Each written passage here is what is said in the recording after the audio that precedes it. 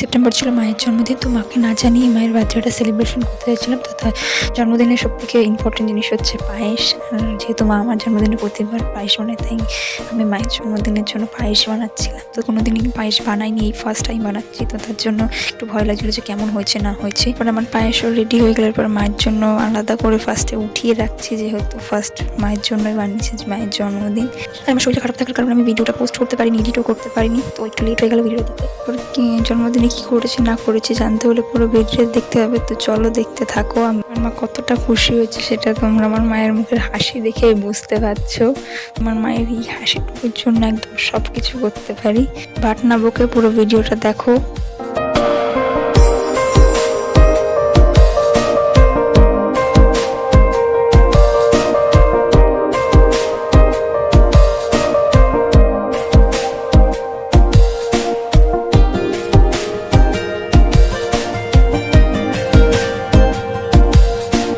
ভিডিওটা এই পর্যন্ত। তো ভিডিওটা কেমন লাগলো বলো। টাটা, bye bye, I love you all.